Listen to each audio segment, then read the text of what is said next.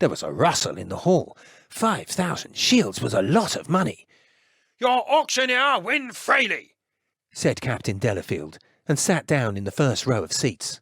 The auctioneer took a long, slow swallow of water, his eyes gleaming above the glass at the audience. Theatrically, he tossed the glass to an assistant, smacked his hands together and grinned.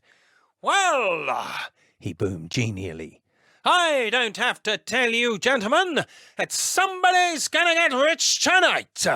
Who knows? Maybe it'll be you. But you can't make money without spending money, so, without further ado, let's get started. I have here..." he rapped out briskly. "Item number 1. Now you don't know, and I don't know exactly what item number 1 contains. But I can tell you this.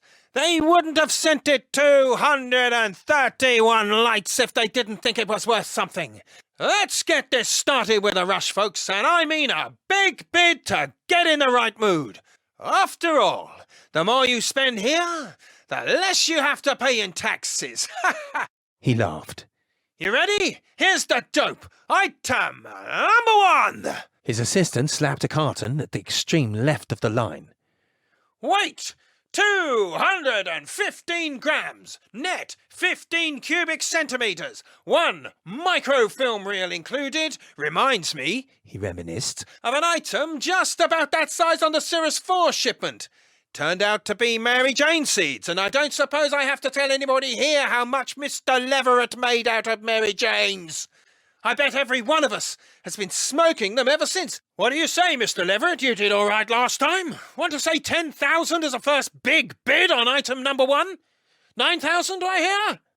One of the smaller traders, not working through a professional bidder, not even decently delegating the work to a junior, bid 7,500 shields. Like the spokesman for the other big traders, Ross sat on his hands during the early stages. Let the small fry give themselves a thrill and drop out. The big firms knew to a fraction of a shield how much the small ones could afford to bid on a blind purchase, and the easiest way to handle them was to let them spend their budgets in a hurry. Of course, the small traders knew all this, and their strategy, when they could manage it, was to hold back as long as possible. It was a matter of sensing emotion rather than counting costs, of recognizing the fraction of a second in which a little fella made up his mind to require an item, and bidding him up, of knowing when he'd gone his limit and letting him have it at a ruinous price. It was an art, and Ross, despising it, knew that he did it very, very well.